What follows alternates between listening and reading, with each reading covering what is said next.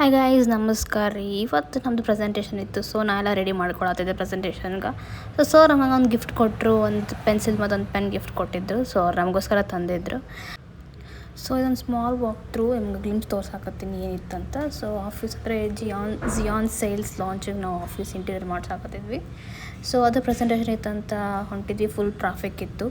ಹಂಗೆ ಹೋಗೋ ಮುಂದೆ ಹಂಗೆ ಟ್ರಾಫಿಕ್ ಜಾಸ್ತಿ ಆಗತ್ತೆ ಅಂತ ಹೇಳಿ ಊಟ ಮಾಡೋಕ್ಕಾಗಲಿಲ್ಲ. ಸೊ ಗ್ರ್ಯಾಬ್ ಸ್ಮಾಲ್ ಕಾಫಿ ಅಥವಾ ಟೀ ಅಂತ ಹೇಳಿ ಒಂದು ಜ್ಯೂಸ್ ತೊಗೊಂಡ್ವಿ.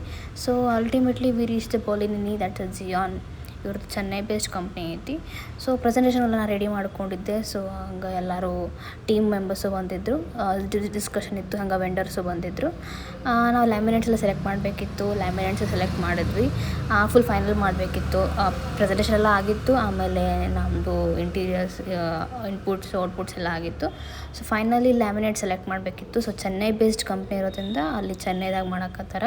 ಸೊ ಎಲ್ಲ ರೆಡಿ ಮಾಡಿ ಸ್ವಲ್ಪ ಪೇಂಟ್ ಎಲ್ಲ ಸೆಲೆಕ್ಟ್ ಮಾಡಿ ಅವರಿಗೆ ಫೈನಲೈಸ್ ಮಾಡಿದ್ವಿ. ಫೈನಲಿ 4:45 ಮುಗೀತು ನಮ್ಮದು. ಆಮೇಲೆ ಹಂಗೆ ಫಿಲ್ಟರ್ ಕಾಫಿಗೆ ಬಂದು ಒಂದು ಅಥೆಂಟಿಕ್ ಕಾಫಿ ಕುಡಿದು ಹೋಗೋಣ ಅಂತ ಬಂದ್ವಿ. ಫುಲ್ ಹಶು ಆಗಿತ್ತು ಅಂತ ಹೇಳಿ ಸರ್ ನಾವು ಒಂದು ಮಸಾಲೆ ದೋಸೆ ತಿಂದ್ವಿ. ಮಸ್ತ್ ಕಾಂಬೋ ಇತ್ತು. ಹಂಗೆ ಫಿಲ್ಟರ್ ಕಾಫಿ ಕುಡಿದು ಅಲ್ಲಿಂದ ರೈಟ್ ಎದ್ದು ನೋಡ್ರಿ ಹೋಗಿ ಬರೋ ಅಷ್ಟರಿಗೆ ಆಲ್ಮೋಸ್ಟ್ 7:30 ಆಗಿಬಿಟ್ಟಿತ್ತು. ನಾನು ಬರೋ ಅಷ್ಟರಿಗೆ.